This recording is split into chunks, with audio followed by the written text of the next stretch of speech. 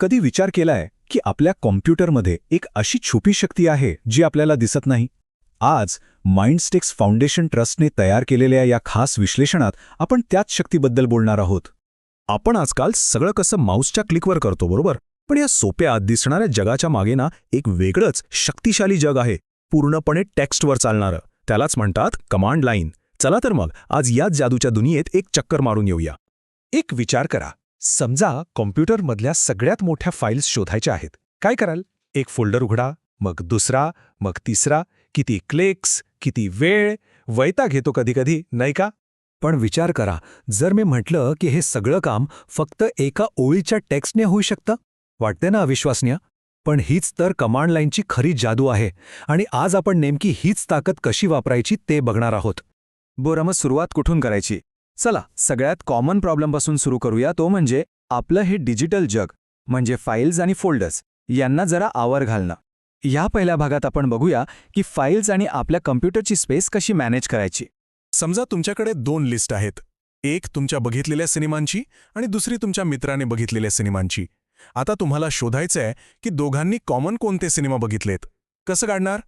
Command लाईनवर हे काम म्हणजे अगदी जादू आहे. फक्त एक छोटी कमांड टाईप करायची आणि बस, क्षणात तुमच्यासमोर कॉमन गोष्टींची लिस्ट हजर. आता यामागची गंमत काय आहे ते बघूया. ही जी उभी रेष आहे ना, तिला पाईप म्हणतात. समजा ही एक फॅक्टरीची कन्व्हेअर बेल्ट आहे. पहिली कमांड सॉर्ट काय करते? दोन्ही फाईल्स एकत्र करते आणि त्यांना एका ओळीत लावते. मग हा पाईप तो सगळा डेटा उचलतो आणि पुढच्या कमांडला युनिकला देतो. आणि मग युनिक कमांड त्यातून फक्त डुप्लिकेट म्हणजे कॉमन गोष्टी शोधून काढते. आहे की नाही सोपं? इथे ना एक छोटासा बदल खूप मोठा फरक करतो. जरा त्या वेन डायग्रामकडे बघा.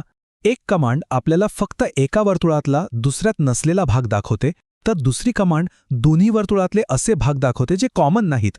म्हणजे बघा, बदल अगदी छोटासा पण रिझल्ट्स एकदम वेगळे. चला, आता एका दुसऱ्या डोकेदुखीकडे वळूया, जी आपल्या सगळ्यांनाच असते. आपल्या कॉम्प्युटरची सगळी स्पेस नक्की कुठे जाते? कोणत्या फाईल्सनी सगळी जागा खाल्ली आहे हे कसे शोधायचे? या कामासाठी आपल्याकडे काही खास टूल्स आहेत. डीयू कमांड वापरून आपण एका डिटेक्टिव्हसारखं शोधून काढू शकतो की नक्की कोणत्या फाईल्सनी जागा अडवली आहे. आणि डीएफ कमांड तर आपल्याला एकदम वरून म्हणजे हेलिकॉप्टरमधून बघितल्यासारखा व्ह्यू देते की पूर्ण सिस्टीममध्ये किती जागा शिल्लक आहे. एका नजरेत सगळं स्पष्ट. आता आपण एक अशा गोष्टीकडे वळणार आहोत जी बघून कदाचित तुम्हाला आश्चर्य वाटेल. तुम्हाला माहिती आहे का की तुमचा टर्मिनल एक भारी कॅल्क्युलेटर किंबहुना एक गणितज्ञ सुद्धा आहे? चला मग याची एक परीक्षाच घेऊया. आपण पाय म्हणजे पायची व्हॅल्यू काढूया, पण आपल्या नेहमीच्या पद्धतीने नाही, तर टर्मिनलवर एकदम युनिक स्टाईलने. ओके, मला माहितीये हे बघून थोडं भीतीदायक वाटत असेल की हे काय आहे, पण थांबा जरा. मी मगाशी जादूची गोष्ट करत होतो ना, त्याच जादूचा एक मंत्र आहे. आणि हे बघा, पायची व्हॅल्यू थेट आपल्या टर्मिनलने कॅल्क्युलेट केली. हीच तर कमांड लाईनची खरी गंमत आहे. ही छोटी छोटी साधी सोपी टूल्स एकत्र येतात आणि काहीतरी एवढं मोठं आणि शक्तिशाली काम करून दाखवतात. कॅलेंडर बघायचंय, फक्त कॅल टाईप करा. पुढचा शुक्रवार कधी आहे हे जाणून घ्यायचंय, टर्मिनलला विचारा.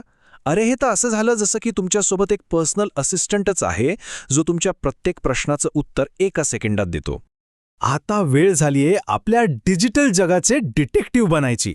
म्हणजे ह्या भागात आपण बघणार आहोत की आपल्या कम्प्युटरच्या आत नक्की काय चाललंय आणि त्यावर नजर कशी ठेवायची. यार, माझा कम्प्युटर एवढा स्लो का झालाय? हा प्रश्न आपल्या सगळ्यांना कधी ना कधी पडतोच. आणि याच प्रश्नाचं उत्तर शोधण्यासाठी कमांड लाईन हे एक जबरदस्त साधन आहे. PS कमांड वापरून आपण कॉम्प्युटरच्या आत डोकावून बघू शकतो की नक्की काय सुरू आहे, कोणता प्रोग्राम आपल्या सिस्टीमची सगळ्यात जास्त पॉवर वापरतोय हेही कमांड आपल्याला लगेच सांगते.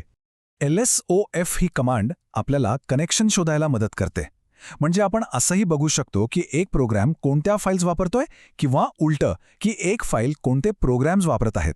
म्हणजे दोन्ही बाजूनी तपास करता येतो. आणि ही कमांड ही तर डेव्हलपर्ससाठी म्हणजे एक वरदानच आहे. विचार करा की तुम्ही तुमच्या सिस्टमच्या हृदयाचे ठोके लाईव्ह ऐकताय रिअल टाईममध्ये. टेल-F कमांड आपल्याला नेमकं हेच करू देते, ज्यामुळे कोणताही प्रॉब्लेम शोधणं खूप सोपं होऊन जातं. सिस्टीमबद्दल पटकन माहिती हवी आहे? या कमांड्समुळे आपण एका झटक्यात आपल्या हार्डवेअर आणि सॉफ्टवेअरबद्दल सगळं काही जाणून घेऊ शकतो. म्हणजे डॉक्टर जसं लगेच रिपोर्ट बघतात तसंच काहीसं. आज आपण जे काही पाहिलं ती फक्त एक छोटीशी झलक होती. ही फक्त लक्षात ठेवण्यासारखी माहिती नाहीये, तर हा विचार करण्याचा एक नवीन अँगल आहे, एक नवीन पद्धत आहे. आज आपण बघा फाईल्स मॅनेज करायला शिकलो, गणितं केली, सिस्टमवर लक्ष कसं ठेवायचं ते पाहिलं. अशा अनेक सुपर पॉवर्स आपण अनलॉक केल्या आहेत आणि सगळी ताकद आता आपल्या हातात आहे. तर आता या शक्तीचं दार आपल्यासाठी उघडं झालं आहे. प्रश्न हा आहे की या नव्या ताकदीचा वापर करून आपण पुढचा कोणता प्रॉब्लेम सोडवणार आहोत.